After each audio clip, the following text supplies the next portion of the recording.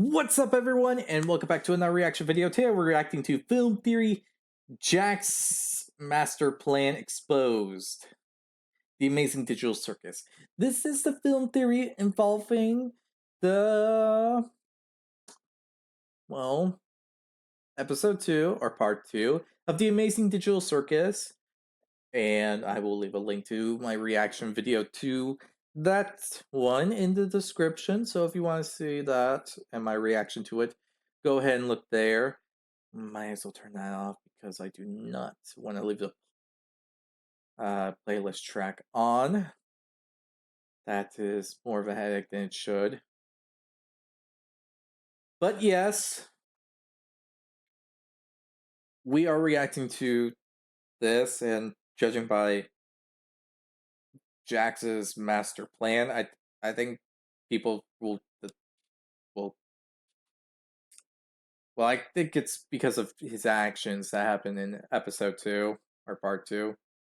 Depending which one you want to use, I'm gonna call it episode 2 because it makes sense. Because the two videos involving the Amazing Digital Circus feel like actual episodes without the ads. Well, kind of. I had to literally leave the thing running on. Explanation for a different time. Basically, it felt like that, and now we are here discussing this. So, basically, from what I'm understanding from the title, and I'm going by the title, I have not seen this. This is blind reaction. It's always a blind reaction when it comes to this channel. I have not seen it. If I have, I will make a comment about it. So, what I'm thinking is that someone thinks, or this is a theory, about Jax being the one behind the scenes controlling everything.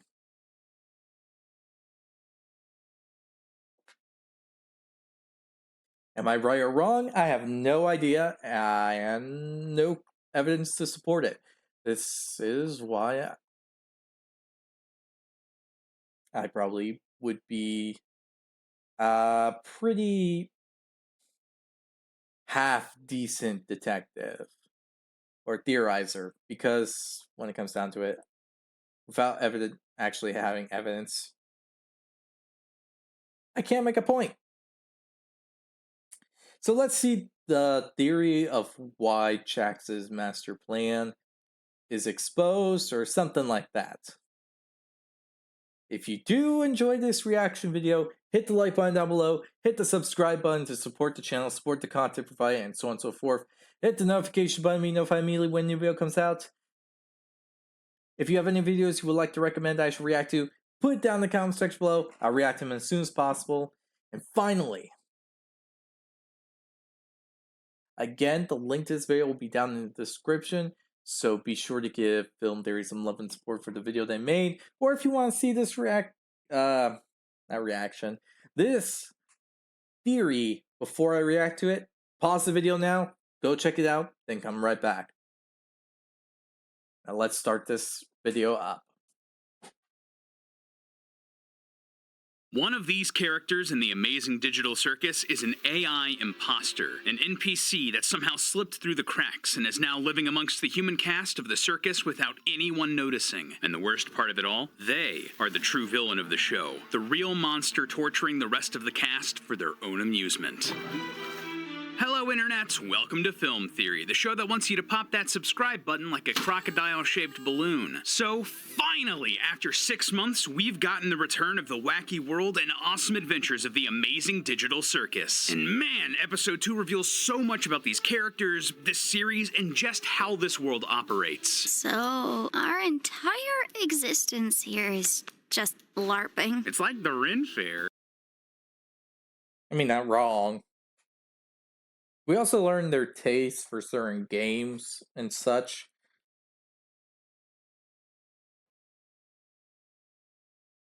Which is pretty interesting to know, because that would actually describe how their characters act and behave.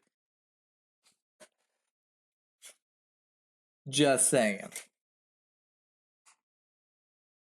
In this latest episode, Kane sends the gang to a new level called the Candy Canyon Kingdom, where they fight on candy war rigs, Mad Max style. What time period is this supposed to be again? I had the same question, Pomni. During this quest, Pomni and a Candy Crocodile Dundee NPC named Gummy Goo both fall out of bounds into what looks like a developer room. Here, Gummy Goo discovers a copy of himself, lifeless and stuck in a default A pose. I guess the T pose wasn't submissive and agreeable enough, and goes through an existential crisis after realizing that he's not actually real. Where's Mum? I can't even remember her face. Did she ever have a face? Pomni empathizes and invites Gummy Goo to live with the rest of the castmates in the digital circus to find some purpose. But after the gang finishes the adventure, Kane seemingly deletes Gummy Goo, much to Pomni's horror. Looks like one of these guys made it through. Wait, what? Oh, Wait, what? This episode was dense, and we learned a lot about how the circus works and also more about each of Yeah. the main characters. For example, to be honest, that one was a really big surprise because that was really effed up. Like, no joke. Kind of a D move.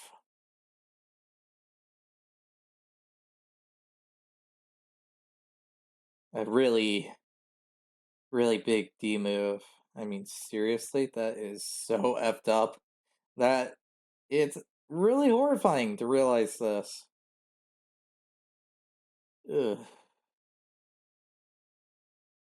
apparently the cast can remember elements from their past lives. It's just their names that have been completely forgotten. We also learn that maybe, just maybe, the AI within this computer game isn't actually that different from the human characters that get sucked into it. Yeah, this was a major theme for the episode. There was a whole multi-minute long conversation dedicated to the subject, and it got me wondering, well, what if there isn't a difference? And what if the series is really going to drive that home with a twist reveal down the road? That's right, friends. I believe that one of our main cast here in the amazing digital circus is an NPC, an AI created by Kane who has somehow wormed their way into the circus and is now living amongst the human cast without anyone noticing. And figuring out exactly who that is will show us who the true villain is in the amazing digital circus. Prepare yourself for an episode that's 57 times more immersive, friends. We're diving in. But before we talk about the bright, colorful characters of the amazing digital circus, let's talk about the bright, colorful clothing of Lumen. So for most of my life, I've been a black hoodie, black t-shirt, black pants kind of guy. It's a great look, and I do dig it. It's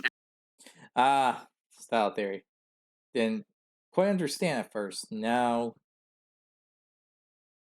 Okay, let's skip all that. cool stuff over You want to check this stuff out? Check out the original video. there that I haven't even mentioned here that you are going to love. And now that we're all comfy in our new Lumen apparel, let's dive back into the mystery of the amazing digital circus. So why would I claim that there's an NPC amongst all of the castmates here in the amazing digital circus? Well, not to bury the lead, but Kane heavily implies that an NPC has come into the circus before. At the end of episode 2, when Kane pops Gummy Goo like a balloon, he explains that he did so because Gummy Goo was an NPC. I know you guys love your NPCs, but if I start losing track of who's a human and who's an NPC, who knows what could happen? That could have a couple of implications. Maybe Kane accidentally deleted a human castmate before, or maybe one of these humans is actually an NPC. Well, the latter seems much more likely because it doesn't seem like Kane can delete humans. When characters like Kaufmo abstract, Kane doesn't delete them despite that being an easier solution. Instead, he just throws them down into the cellar. No, more likely, an NPC has made it back to the circus before, and Kane just can't remember who is who anymore. That seems like an awfully big Chekhov's gun to hang on the wall and never go off. And this isn't even the only piece of evidence pointing towards a human character actually being an NPC. Especially in episode 2, there was a lot of emphasis put on the concept of AI and just how advanced they are. First off, while trying to entice Zubul to join in on the adventure in the Candy Canyon Kingdom, Kane tells her that I'm testing out a new AI in this one. It should be 57 times more immersive. this shows us that Kane is working on making his NPC characters more advanced, that creating more realistic, human-like AI is a priority for this computer system. And elsewhere in the episode, Okay. we see this to be true. The AI of the NPCs we see in this new level is far and away more advanced than what we see in episode 1.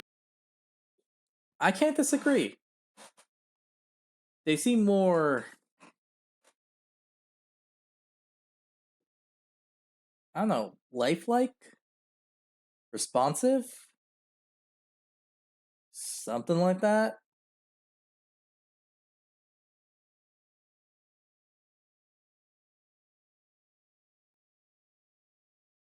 I I don't know the proper word to use in this kind of situation.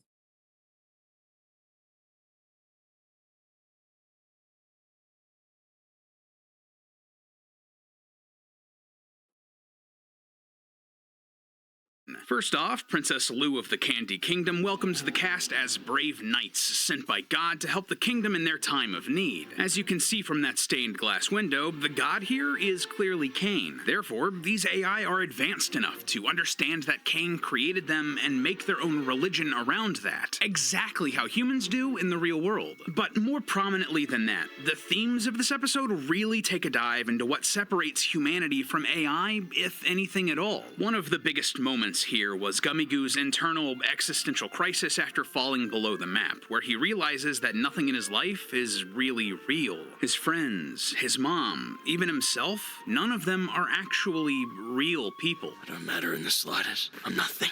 My life, my memories, my friends, it's all fake. First off, this shows us that the AI of the NPCs here in the digital circus is advanced enough to become self-aware. Gummy Yeah, that is a bit of a disturbing factor to be a part of.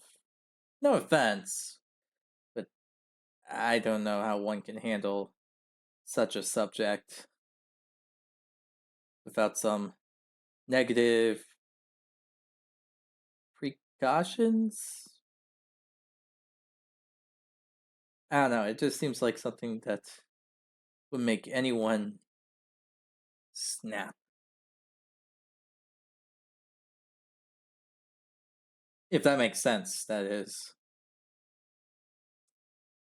Goo absolutely understands that he isn't real. It's also worth noting that Gummigoo doesn't shut down or get fried or abstract. He just becomes a bit of a sad boy once he realizes his situation, exactly the same way humans do when they have their own existential crises in the real world. Been there, done that, my man. So the AI is even sturdy enough to handle that sort of shock to the system. And the thing that pulls Gummigoo out of this depression? It's Pomni and her empathy. She lets Gummigoo know that she understands how he's feeling, and that even people who come from her world, the real world, have these thoughts too. And when she invites Gummigoo to come back to the circus with the cast, Gummigoo asks, Would I even belong? I'm sure you wouldn't belong any less than me. Pomni is straight up telling Gummigoo that it doesn't matter if he's real or not. They are the same. At the very least, this is driving home the theme that the AI in this game and its human characters aren't actually so different. And combined with everything else we've talked about, the show is absolutely seeding the possibility that one of the human characters is not what they seem. And so now that begs the question, who is it? Which one of them is an NPC? Right off the bat, we can likely eliminate Zooble and Gangle. We haven't really had a chance to dig into their characters yet, and the show seems more interested in exploring them as comic relief than big twists. What about Kinger? He's supposedly been there the longest, and is definitely the one that seems the most glitchy, for the lack of a better term. Again, I'm not so convinced. Similar to Zooble and Gangle, he's being positioned more as a side character, and one that really reflects both the comedy and tragedy of the situation the humans are trapped in. What's more, there's a lot of evidence pointing to Kinger being a QA developer who got sucked into the game. In the pilot, he asks, Did someone say something about an insect collection? and again when he sees the Gloinks, he wonders, An insect collection? and then in the Candy Kingdom in episode 2, he points out, They've even got little candy bugs here.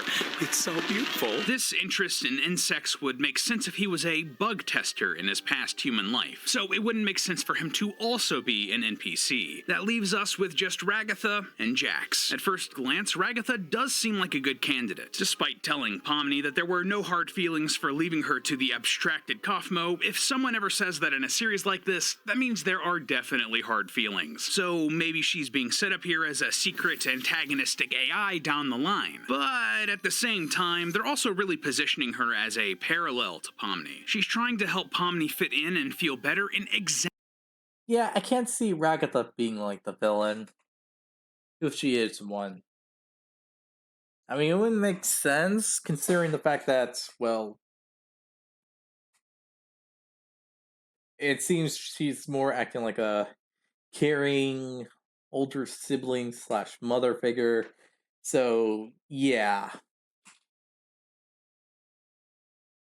Also,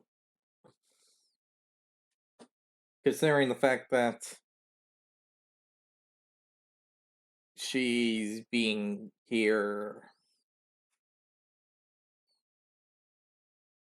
as someone who can actually understand what it feels like to be put into this situation and trying to help to adjust to said situation. I don't think it would be her in technicality.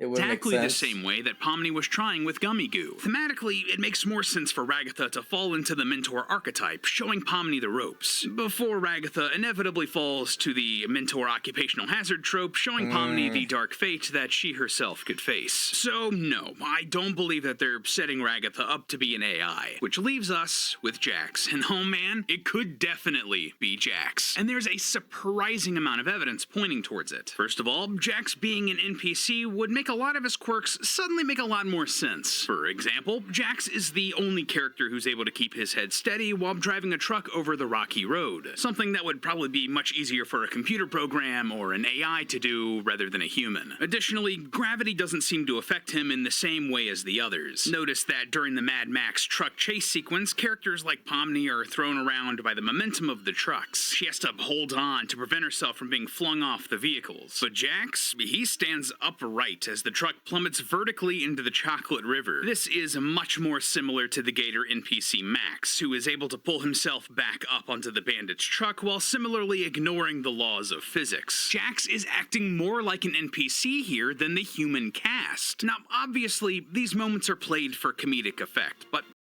True, that it has Murph, but it's not really there for like a serious thing. If it was posted in a serious moment and all that, and not a comic relief one, it would hold true.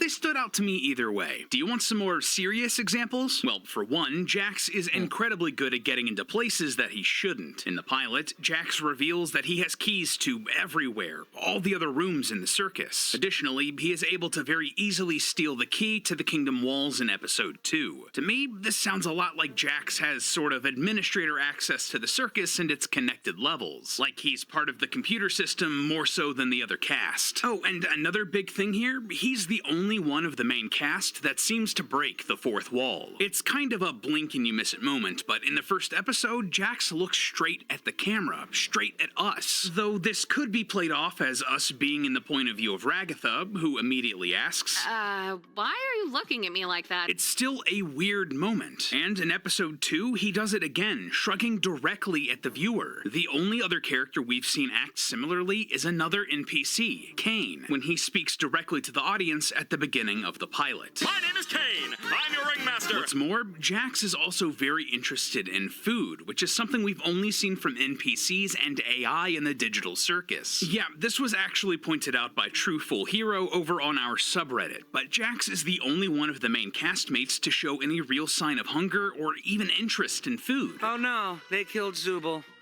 Anyway, you guys want to go get something to eat? You know, I am pretty hungry. You didn't even do anything.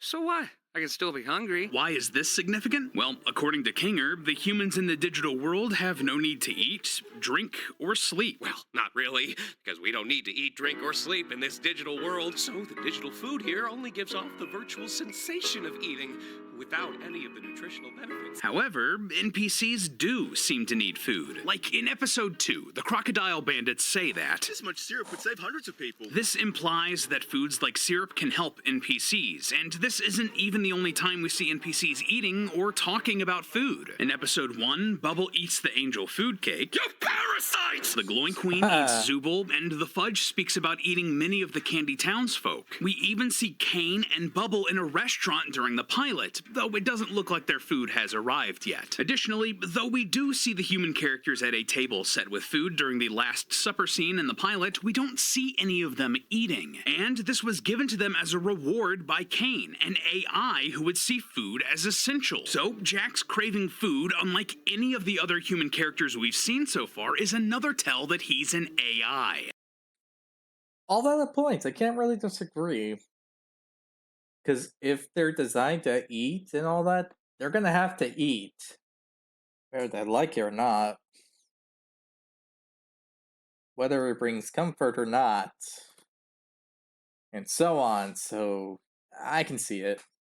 But wait, I hear you saying. Doesn't the show's official synopsis say that the Amazing Digital Circus is about 6 humans subjected to the whims of wacky AI? And yes, that is correct. 5. However,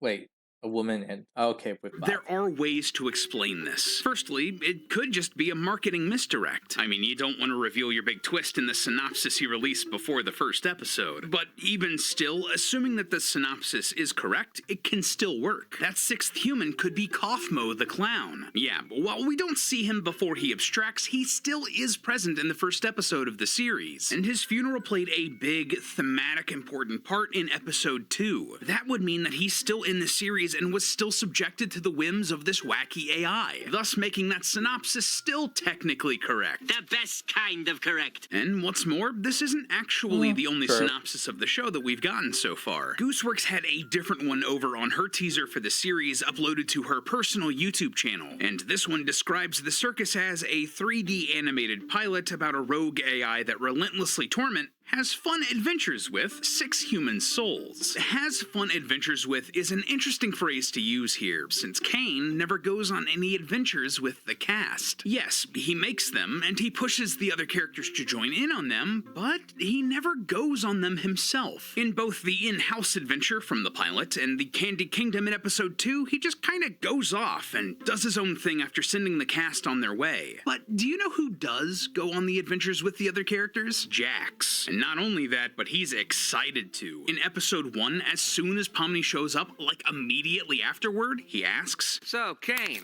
we having a new adventure today for the newbie or what? in episode 2, he tries to get Zubul to tag along. Ooh, a new AI. You don't want to mess with the new AI, Zuby? And his reasoning for all of it? I'm fine with doing whatever, as long as I get to see funny things happen to people. He just wants to mess with them. Sounds like something a rogue AI who wants to torment the cast would think, doesn't it? And again, like, rogue AI True. and torment are weird words to describe Kane and what he does, right? Like, listen, I get it. What Kane is putting these characters through does not necessarily seem like a walk in the park. But torment? That doesn't track either. And at the very least, we do know that there seems to be some fun had by these human characters on the adventures. Ragatha and Kinger both seem excited by the Candy Kingdom castle, and Ragatha instantly likes Princess Lou. Your kingdom's awesome, by the way. Love the vibe. I like you already. Look, Pomni, we're already friends with the princess. That doesn't sound like someone who's tormented to me. But do you know who does torment the cast? Day in and day out, every time we see them? Jax. He's physically abusive. Like, just to name a few instances, he steps on Gangle's mask without caring, throws a bowling ball at Kinger to knock him into the gloink layer, pushes Gangle over for no reason, and throws Pomni out of the candy truck without a second thought. On top of that, he threatens Honestly, that's kind of funny considering the fact that the characters are actually cursing at each other. Most people don't go with that kind of direction. But that's kind of reasonable. threatens them. Often, he tells Ragatha that he left a centipede, her worst fear, hidden in her room, forces Gangle to ram the syrup tanker, or he'll tell Ragatha about the figurine thing, and saying that Ragatha's hair looks like licorice in front of a monster that eats people made out of candy. He doesn't even bother to show up for Kaufmo's funeral, and he gets very unhappy when bad guys seem to die, like when the Fudge is seemingly killed in the Candy Kingdom. I'm so unbelievably disappointed right now. He even leaves the kingdom gates open for the Fudge so he can murder the Candy citizens. I could go on and on and on, but you get it. A rogue AI that torments others lines up way more with Jax because even if he isn't the bad guy of the show, he's definitely a bad guy. On her Tumblr, Gooseworks has gone into great detail about how despicable Jax is. He's morally the worst character in the show. When a fan said that they hoped that Jax would get worse, she said that you're probably gonna enjoy some of the things we have planned, and then later reiterated that he will become much worse. Which I would say is accurate given how mean and cruel we see him being in episode 2. And perhaps most important for us here today, when asked if Jax was just a jerk or an anti-hero, Gooseworks explains that there's absolutely nothing heroic about him. Would that be because he's actually the villain here? Yeah, friends, clearly, they are positioning Jax to be the true villain of this show, not Kane. And the biggest thing that clinched this for me, that convinced me that Jax was going to be the big bad who would break the system, believe it or not, it was the merch. Yeah, Jax has been positioned as a major character for Glitch through their merchandising since the very beginning. When the pilot for The Amazing Digital Circus first aired, tell me, what 2 characters do you think they made plushies out of, that they had ready for you to buy immediately as the episode ended? It was Pomni and Jax. Now, Pomni makes total sense. She is the main character after all. But True. why Jax and not someone like Kane, who is the other poster character for the series, who is arguably the main antagonist? They position Jax to be just as important as Pomni with these plushes. And that isn't even the biggest hint we get through Glitch's merchandise. See, all of the main characters for the Amazing Digital Circus now have enamel pins over on Glitch's store, and the card back for each of them has them in either the character's room or an environment directly connected to the character. Like, Pomni is in her bedroom, as is Fair. Gangle, Zubul, and Ragatha. Kinger is in his pillow fort from episode 1, while Kane and Bubble are on the circus stage. But where do you think that they put Jax? In his bedroom, like the others? In the main circus floor? Hiding somewhere? Breaking into someone else's room? Nope. Unlike the others, he's just outside of his bedroom, his nameplate broken and letters on the floor. But most importantly, the texture on the back of the card has been ripped, revealing the glitchy void underneath. Not even Kane, the ringleader for the circus who creates and controls all of the levels of this world, is shown here in the void. His pin is still contained within the circus. True. That is true. These are all good points. Good pieces of evidence and all that. I can't see any fault with them. But Jax is breaking apart from it, tearing it down. Why would they add this detail only to Jax's pin if they weren't trying to tell us that there's something deeper going on with this character? That just underneath the surface, he's glitchy and robotic and computer-generated, just like the Void. The evidence speaks for itself. Someone in this cast is definitely an AI, and Jax is the perfect candidate. He's malicious, he's weird, he's different from the other characters, and even his merch has set him apart. So I'm calling it here. Don't be surprised when he's revealed to be the big bad AI at the end of this series. But that being said, Jax wasn't the only contender I had in mind while writing this video. There's actually a lot of evidence pointing towards Pomni being an NPC too, which we will be exploring very soon. Yeah, we'll be doing another episode exploring the possibility that Pomni is actually a secret AI NPC in the near future. So subscribe if you don't want to miss that episode when it hits. But until then, as always, remember that it's all just a theory. A film theory. And cut. And if All right, this was not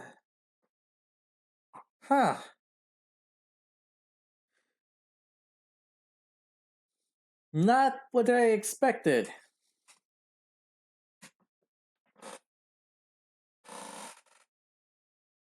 Definitely not what I expected. That actually went to left field.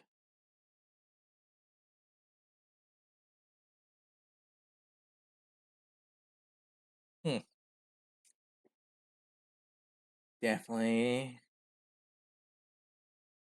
didn't expect this. Okay. That is a lot of evidence to prove that Jax is the bad guy, but I'm actually now really interested to see any evidence that proves that Pomni is the villain into this series. Because I don't know what to say about that one. The protagonist ending up to becoming the villain? While interesting and all that, it also probably doesn't really stack up fully.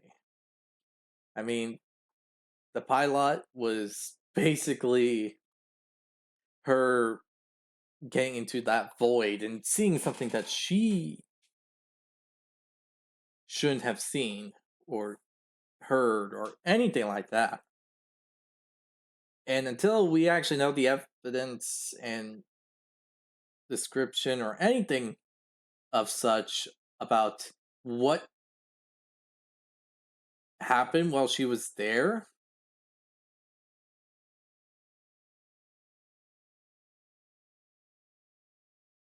well, there's no proof to show that she is the villain of this world. Because there's no proof.